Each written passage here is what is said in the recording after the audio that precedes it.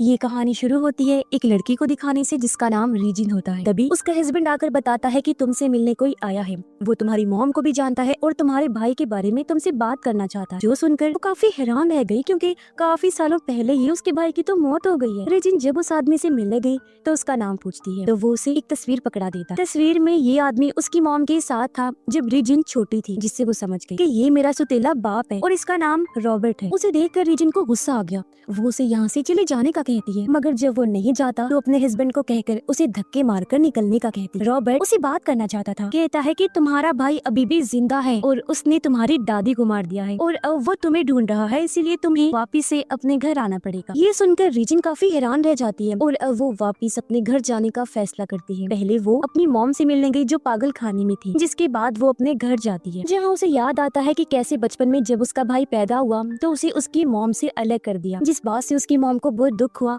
और वो अपनी फैमिली को छोड़कर रॉबर्ट के साथ चली गई और उसके साथ शादी कर। अब जब रीजिन अपनी मॉम के कमरे में जाती है तो तभी यहाँ उसके असली डैड आ जाते हैं। रीजिन उनसे मिली लेकिन वो उसे देखकर काफी हैरान हो जाते हैं। वो फिर रीजिन से पूछने की कोशिश करते हैं कि आखिर तुम यहाँ क्यों आई हो, लेकिन वो ये बात टाल कर पूछती है कि आपने मुझे दादी जान के बारे में क्यों नहीं बताया। उसके डैड कोई जवाब नहीं दिया और बात घुमा कर कहते हैं कि तुम अपने पुराने कमरे में रह सकती हो। साथ ही वो रीजिन से ये भी कहते हैं कि जैसे ही तुम्हारी दादी का फ्यूनरल पूरा होगा, यानी उन्हें दफन वगैरह कर दिया जाएगा, तो तुम भी फौरन ही वापस चली जाना। जिसका मतलब साफ था कि उसके डैड रीजिन की वापस आने से बिल्कुल भी खुश नहीं थे। अब हमें रॉबर्ट दिखाया गया जो बहुत ज्यादा परेशान होता है क्योंकि उसे लगता है कि रीजिन का भाई जिसका नाम आइजक है वो वापिस आ गया है और उसने ही उसकी दादी को मारा है और वो उन सभी लोगों को मार रहा है जिन्होंने बचपन में उसे घर से अलग ऑर्फनेज में भेज दिया था, जहाँ वो लोग रहते हैं जिनका दुनिया में कोई नहीं होता। इसके बाद रॉबर्ट रीजिन की डैड से मिलने गए। वो उनसे पूछते हैं कि बताओ जंगल में क्या हुआ था और तुम्हारी माँ यानी रीजिन की दादी कैसे मरी, लेकिन रीजिन के डैड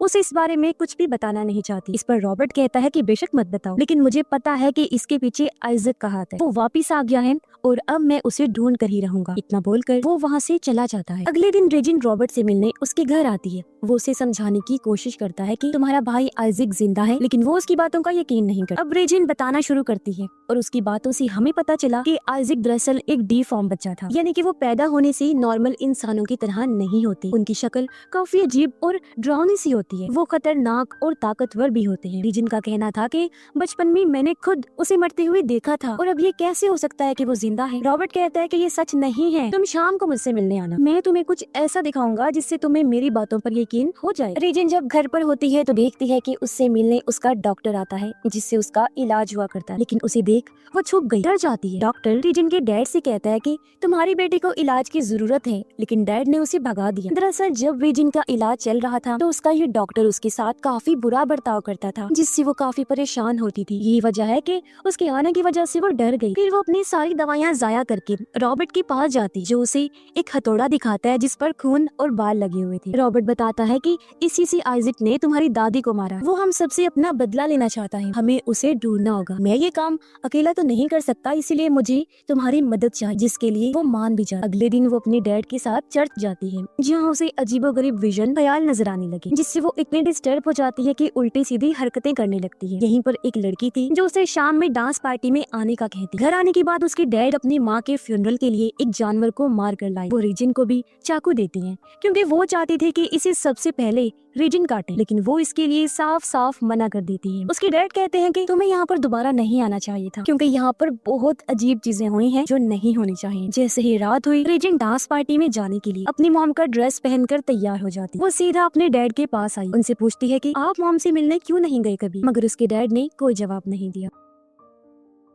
फिर वो कहती है कि मैं इसलिए भाग गई थी क्योंकि अपनी जिंदगी जीना चाहती थी। मेरे हस्बैंड ने मुझे बहुत खुश रखा हुआ है और मेरे पास हर वो चीज है जिसकी मुझे जरूरत थी। आगे उसने कहा, डैड अब सब कुछ बदल चुका है, काफी टाइम गुजर गया है, आपको भी बदल जाना चाहिए। मॉम से मिलने जाया करें, उनके साथ फिर से पहले जैसा रिश्ता बनाए। ये सुनकर वो काफी दुखी हो गई। कहते हैं कि तुम्हारी माँ ने मुझे धोखा दिया, उसने भागकर दूसरी शादी कर ली, इसलिए मैं उसे कभी माफ नहीं कर सकता। अब रीजिन अपने डैड को भी पार्टी में चलने का कहती है जिस पर वो राजी भी हो जाती। पार्टी में आकर वो रॉबर्ट के साथ डांस करने लगी, जहाँ उसे फिर से अजीबोगरीब विजन्स नजर आने लगी। इसी बीच उसके डैड ने देखा कि वो रॉबर्ट के साथ डांस कर रही है, तो वो उसे खींच कर बाहर ले आई और कहते हैं कि तुम बिल्कुल अपनी माँ जैसी हो, तुम्हें इज्जत की जरा परवाह नहीं, ये भी नहीं देखती कि सामने कौन है, क्या गलत है क्या सही है। इस पर रिजिन बहुत बदतमीजी वाली अंदाज में जवाब देती है कि मुझे कोई फर्क नहीं पड़ता कि आप या लोग मेरे बारे में क्या सोचेंगे, ये मेरी जिंदगी है जिसे मैं अपनी मर्जी से जीना चाहती हूँ, मेरे दिल में जो आएगा मैं वही करूँगी। ये सुनकर उसके डैड उसे थप्पड़ मार देते हैं, जिससे दुखी होकर वो यहाँ से भाग जाता। अब पता चलता है कि उल्टे सीधे विजन्स की वजह से रिजिन अपने हस्बैंड के साथ भी ठीक तरह से नहीं रह पाता। वो जब भी उससे प्यार से बात करता है या वो अच्छा टाइम गुजारना चाहते हैं, तभी उसके ख्यालों की वजह से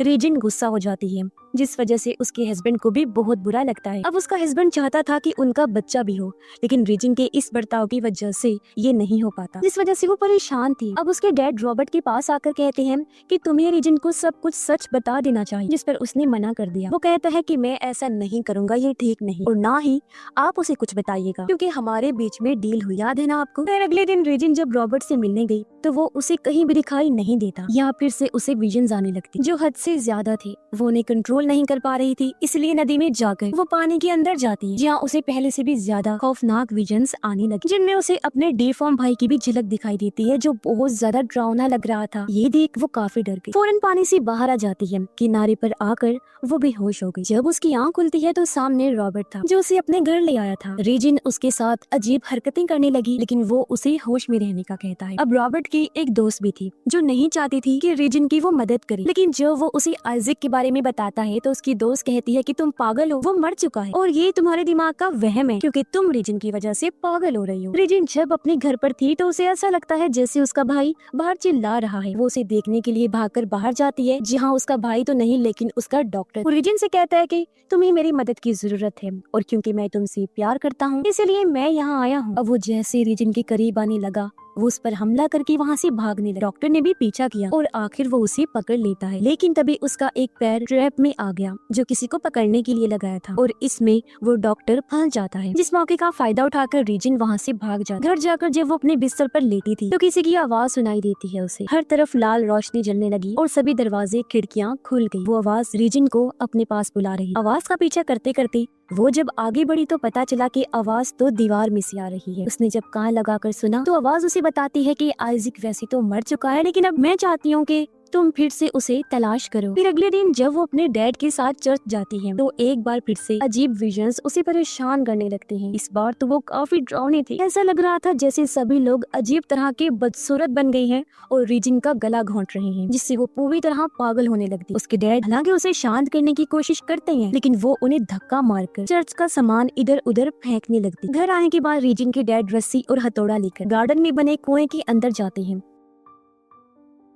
उन्होंने जब खुदाई की तो वहाँ किसी की लाश को दफन किया हुआ था। रिजिन को जब होश आया तो उसके सामने उसका डिफॉर्म भाई था, जो हालांकि बहुत डरावना था, लेकिन वो उसके पास चली जाती। आइजैक भी अपनी बहन को देखकर काफी खुश हो जाता है। दोनों बहन भाई गले मिलते हैं और आइजैक कहता है कि बहन तुम तो बहुत प्यारी हो, और कहता है कि मेरी जान खतरे में है। रिजिन उसे कहती है कि मुझे खुशी है मेरे भाई कि तुम ठीक हो, लेकिन मुझे किसी ने भी नहीं बताया कि तुम जिंदा हो। इस पर गुस्से में वो कहता है कि रॉबर्ट झूठा है, धोखेबाज है और वो सभी से झूठ बोलता है। फिर रॉबर्ट रिजिन के डैड के घर आया तो उसने वहाँ से गन भी ले ली, क्योंकि उसे लग रहा था कि आइजैक मुझ पर हमला कर देगा। पता चलता है कि आइजैक रॉबर्ट का ही बेटा था और अब ये चाहता है कि आइजैक मुझसे बात करे, लेकिन तभी कोई पीछे से हमला करके उसे गिरा देता। उधर रिजिन अपने भाई के साथ सो रही थी। उसे अपने बचपन का टाइम याद आने लगा। पता चलता है कि आइजैक जब पैदा हुआ था तो उसे उसकी माँ से दूर और कोई नहीं बल्कि रिजिन ही लेकर गई। अब रिजिन रॉबर्ट की दोस्त के घर जाती है। वो रिजिन की हालत देखकर काफी हैरान रह गई। उससे इस बारे में पूछती है तब रिजिन बताती है कि मेरा भाई आइजैक मेरे साथ है। अब जब रॉबर्ट की दोस्त वहाँ से गई तो तभी अचानक यहाँ आइजैक आ जाता है। वो रिजिन पर गुस्सा करते हुए कहता है कि तुम उसे मेरे बारे में क्यों बता रही थी, मुझे पता है कि तुम अब सबको बता दोगी, इसलिए मैं चाहता हूँ तुम मुझे मार डालो। रिजिन के डैड अपनी वाइफ से मिलने मेंटल हॉस्पिटल जाते हैं और उन्हें कहते हैं कि अब वो हमें कोई नुकसान नहीं पहुँचा सकती क्योंकि वो जा चुकी है। साथ ही वो कहते हैं कि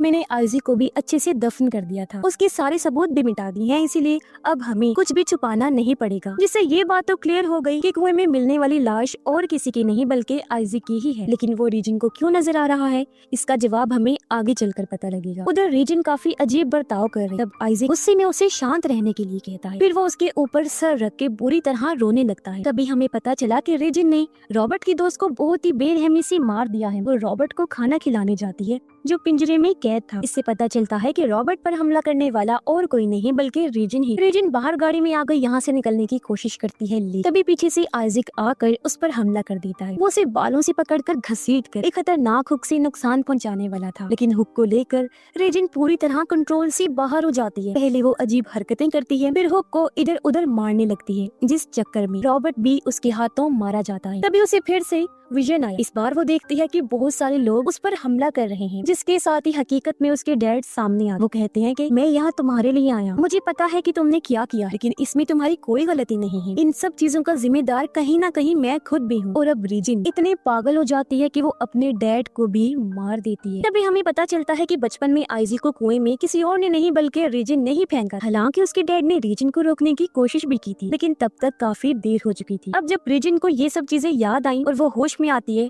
तो उसके सामने डैड की लाश थी। अपने डैड को मरा हुआ देखकर उसे दुख हुआ, वो रोने लगती। यहाँ एक बात सामने आती है कि आइजैक तो बचपन में ही मर गया था और जो आइजैक बार बार रेजिन को नजर आ रहा था वो असली नहीं था, बल्कि वो तो रेजिन का ख्याल था। तभी रेजिन को पुलिस की आवाज आती है, इसीलिए वो अपनी जान बचाने के लिए जंगल में भाग गई और वहाँ छुप जाती। लेकिन जब वो उठकर खड़ी हुई तो हमें पता चलता है कि अब वो मेंटल हॉस्पिटल में, उसका दिमागी तवाज़ुन भी खराब है और अब उसे गिरफ्तार कर लिया गया था। यहाँ हमें पता चला कि बचपन में जब रेजिन ने देखा कि उसका भाई डी फॉर्म पैदा हुआ है तो उसने आइजैक को कुएं में फेंक कर उसकी जान ली। अब वो ये भूल गई कि मैंने उसे मारा और उसके दिमाग में ये वहम बैठ गया कि उसका भाई नुक्स वाला पैदा हुआ था, इसीलिए मारा गया। यही वजह है कि घर से भाग जाने और शादी करने के बाद भी उसे अपने भाई के उल्टे सीधे विजन्स नजर आया करते। यही वजह थी कि वो डॉक्टर से इलाज करवा रही थी, लेकिन डॉक्टर भी उसके साथ अजीब बर्ताव करता था। यही वजह है कि उसका ताल्लुक अपने हस्बैंड के साथ भी खास अच्छा नहीं था और इन सब वजूहात की वजह से वो काफी परेशान थी। लेकिन जैसे जैसे उसके भाई की जुड़ी चीजें साफ हुई, उसे भी समझ आ गई कि मैंने ही अपने भाई को मारा था और रॉबर्ट ने उसे ऐसा इसलिए कहा कि आइजैक जिंदा है क्योंकि कहीं ना कहीं उसका भी दिमागी तवाज़ुन खराब था। लेकिन रेजिन तो कंट्रोल से बाहर हो गई। अपने दिमाग में चल रहे विजन्स की वजह से